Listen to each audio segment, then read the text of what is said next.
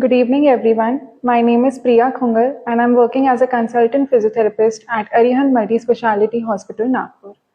आज हम आपसे नेक पेन के बारे में बात करेंगे। ये टॉपिक हमने इसलिए लिया बिकॉज आजकल every age group is suffering from this problem. हर किसी को नेक पेन है, किसी को पता है, किसी को नहीं पता है। तो ये क्यों होता है, इसके क्या कारण होते हैं, ये किन किन लोगों में हो सकता है, किस किस वजहों से हो सकता है और इसके लिए हम क्या कर सकते हैं, आज हम उस पर डिस्कशन करेंगे। In every population, every age group, student से लेकर ओल्डर पॉपुलेशन तक दिस थिंग हैज स्टार्टेड। और बहुत लोगों को पता भी नहीं है कि उनको कितनी स्टिफनेस है, पेन कितना है, जिसको वो अडेप्ट कर चुके हैं। तो नेक पेन क्या होता है? Neck pain is not just localised to this area. Neck pain इससे ऊपर भी जाता है, नेक पेन चेस्ट एरिया तक भी जा सकता है। क्यों? क्योंकि हमारा जो नेक है, या आप इसको सर्वाइकल रीजन बोल सकते हैं, इसमें 7 वर्टेब्राज होते हैं, C1 to C7। C1 हमारा स्टार्ट होता है बैक ऑफ हेड से और C7 हमारा जाता है चेस्ट एरिया तक। तो नेक पेन सिर्फ यहाँ तक नहीं होगा, वो ऊपर भी जाएगा, नीचे भी जाएगा। स्टार्ट प्रोबेबली वो यहीं से होगा। तो ये किन किन लोगों में होता है? अभी जो ऑफिस में काम करते हैं, जो स्टूडेंट्स हैं, जो हाउसवाइफ्स हैं, मेडिकल स्टूडेंट्स स्पेशली, जो जिम में लोग एक्सरसाइज करते हैं बिकॉज ऑफ हैवी लिफ्टिंग, उनको पता नहीं चलता है, एकदम से उनने हैवी वेट उठा लिया और 2 से 3 दिन बाद उनको नेक पेन स्टार्ट हो गया।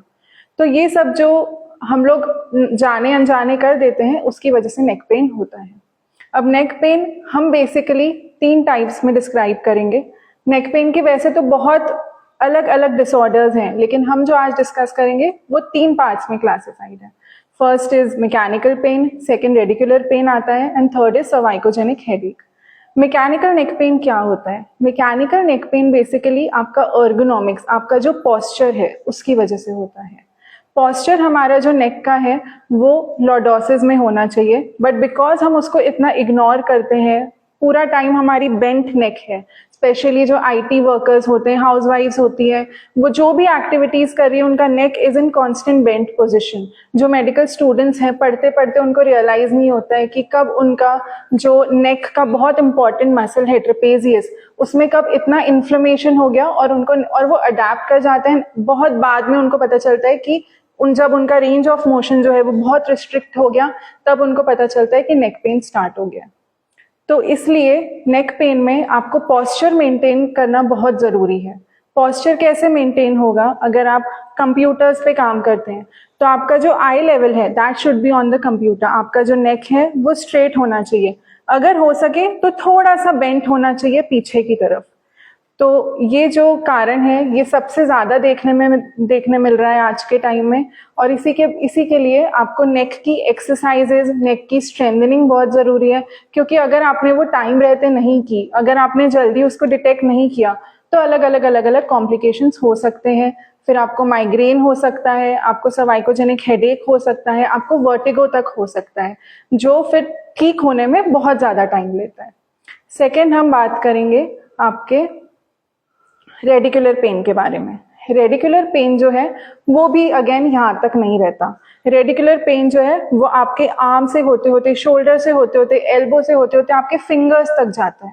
अब इसमें आपकी सेंसेशन भी अफेक्ट होती है and because of muscle weakness आपका मूवमेंट भी अफेक्ट होता है।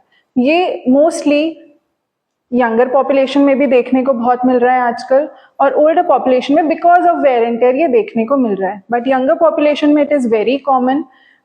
तो again this is because of your bent posture. आपने बहुत टाइम लिया, आपने बहुत इग्नोर किया अपने पोस्चर को एंड अपनी मसल वीकनेस को, और उसकी वजह से आपकी अब सेंसेशन भी अफेक्ट हो गई है। बहुत से लोग ऐसा कंप्लेन करते हैं कि उनको टाइपिंग में प्रॉब्लम हो रही है, उनको लिखने में प्रॉब्लम हो रही है, उनको पानी का ग्लास होल्ड करने में तक प्रॉब्लम हो रही है। आपके फिंगर्स की अलग अलग एकदम से मूवमेंट्स होने लगती है, जर्क आने लगता है, आपका कुछ छूट जाता है आपके हाथ से, तब उन्हें पता चलता है कि अब तो प्रॉब्लम बढ़ गई है and then they start taking treatment. अगर पहले ही आप ट्रीटमेंट ले लो तो बात इतनी आगे जाएगी नहीं। थर्ड, हम बात करेंगे सर्वाइकोजेनिक हेडेक के बारे में। जैसे कि हमने पहले बताया कि नेक पेन आपके सिर तक भी जा सकता है बिकॉज आपके सर्वाइकल वर्टेब्रास वहीं से स्टार्ट होती है। तो इसमें आपको हो सकता है माइग्रेन हो सकता है, आपको चक्कर आ सकता है सर्वाइकोजेनिक हेडेक में, आपके शोल्डर्स बहुत ज़्यादा पेन करते हैं, आपको देखने में एकदम से अगर आप नीचे देखते हैं तो आपको प्रॉब्लम होगी, नेक मूवमेंट से आपको प्रॉब्लम हो सकती है। तो इसमें आपकी स्लीपिंग पोजिशंस बहुत मैटर करती है, इसमें आप कैसे बैठे हैं वो बहुत मैटर करता है। तो सबसे पहली चीज़ है आपको आपके पोस्चर पे बहुत ज़्यादा ध्यान देना पड़ेगा। तो अब हम बात करेंगे इसके प्रिवेंशन के बारे में। प्रिवेंशन के लिए हम क्या क्या कर सकते हैं। सबसे पहले आप नेक की जो एक्सरसाइजेस हैं वो स्टार्ट करिए। अगर आपको नेक पेन है तो भी और नहीं है तो भी, नेक के जो बेसिक मूवमेंट्स होते हैं, सामने देखना, थोड़ा सा नेक ऊपर उठाना, इधर देखना उधर देखना, ये बेसिक एक्सरसाइजेस भी अगर आप 15 to 20 काउंट्स तक करते हैं तो आपको बहुत बेनिफिट करेगा। थोड़ी सी शोल्डर एक्सरसाइजेस आप कर सकते हो इसमें। देन अगर आपको फिर भी लग रहा है कि थोड़ा पेन उससे नहीं जा रहा है तो आप फिजियोथेरेपी में कंसल्ट कर सकते हो। देन आप थोड़ी सी हॉट पैक ले सकते हो। यहाँ पर हम लोग हमारे क्लिनिक में हमारे पास कुछ मशीन्स हैं जिसमें अगर आपको स्पाज्म है, अगर आपको सर्वाइकोजेनिक हेडेक है, अगर आपको रेडिकुलर पेन है, ये सब कंडीशंस हम लोग ट्रीट करते हैं। तो आपको यहाँ पे टेंस मशीन है हमारे पास अवेलेबल, अल्ट्रासाउंड है, IFT है, हॉट पैक है, हाइड्रोकोलैटेड पैक जिसको हम बोलते हैं, क्रायोथेरेपी है। तो इनसे अगर आपको मैनुअल ट्रैक्शन की भी रिक्वायरमेंट है तो इससे आपको बेनिफिट मिल सकता है। आप यहाँ पर आके अपना ट्रीटमेंट ले सकते हैं। अगर आप ट्रीटमेंट जल्दी नहीं लेते तो आपके कॉम्प्लिकेशंस बढ़ते जाते हैं, जिसकी वजह से आपका जब अगर आपने बहुत ज़्यादा दिनों तक इग्नोर किया तो लिगामेंट्स और मसल्स का इतना पुल हो जाता है कि आपको हम्प नेक जो है वो भी डेवलप हो जाता है और फिर वो रिवर्स करने के लिए बहुत ज़्यादा समय लगेगा, या तो फिर surgery will be the only option. और बहुत ज़्यादा समय आपको स्ट्रेचिंग में देना पड़ेगा, स्ट्रेंथनिंग में देना पड़ेगा, फिर भी पेन धीरे धीरे जाएगा। तो इसलिए early detection is very important and exercises are very important. तो अब हम बात करते हैं आपको कौन सी एक्सरसाइजेस करनी चाहिए अगर आपको नेक पेन प्रिवेंट करना है, और अगर आप अभी उससे सफर कर भी रहे हैं तो these exercises will help you. सबसे पहले आते हैं नेक के बेसिक मूवमेंट्स पे, which is flexion and extension and rotations.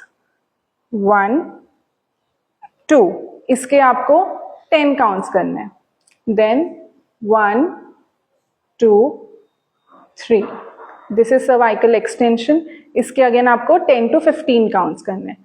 Then your rotations, left side, right side, left side, right side, again 10 to 20 counts. Then आपको लैटरल बेंडिंग करनी है। 1 2 1 2, इसमें अब आपको देखना है कि आपके ट्रिक मूवमेंट्स तो नहीं हो रहे, आपको शोल्डर एलिवेट नहीं करना है इसमें, this will be just this much. अगर आपके ट्रिक मूवमेंट्स हो रहे हैं तो आप मूवमेंट बरोबर नहीं कर रहे हैं। देन आती है आपकी fourth exercise which is chin tucks. ये जो चिन है आपको पीछे की तरफ ले जानी है। 1 2 3 4 5, ये मूवमेंट करने में हो सकता है आपको इतनी जल्दी ना आए, but after 2-3 days of practice आपका इसमें बेटरमेंट होगा। देन फोर्थ एक्सरसाइज, आप अपने हाथ यहाँ पर रखेंगे, देन एलिवेट योर शोल्डर्स, इसको हो सके तो कान तक टच करिए, ऐसा आपको एम रखना है। इसके भी 10 to 15 काउंट्स। देन आप ऐसे हाथ रखेंगे, 1 2 3 4, ये आपके शोल्डर जो ब्लेड्स हैं, स्कैपुलर मसल्स, उनकी स्ट्रेंथनिंग करेगा। One more exercise, 1 2 1 2, this will help a lot in your postural correction. अब ये जो है ये हमने स्ट्रेंथनिंग एक्सरसाइजेस की, इसमें और अगर हम स्ट्रेंथनिंग करते हैं, हम रेजिस्टेंस ऐड करते हैं तो ये मसल्स की स्ट्रेंथ और बढ़ती जाएगी और आपको इवन ओल्ड एज में हो सकता है सर्वाइकल पेन इतनी जल्दी ना आए जितना बाकी लोगों को आएगा। अब हम करेंगे कुछ stretches. Stretches are equally important as strengthening of muscles. First stretch, एक हाथ आपको शोल्डर पे रखना है एंड एक आपके सिर पर, कान के ऊपर, and then hold this position for 10 to 15 seconds। Relax. आप यहाँ पे पूरा स्ट्रेच फील करेंगे, both the sides.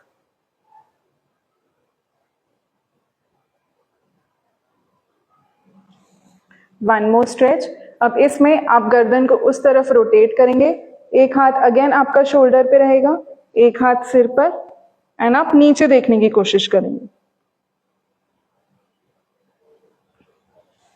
Hold for 15 seconds, then same.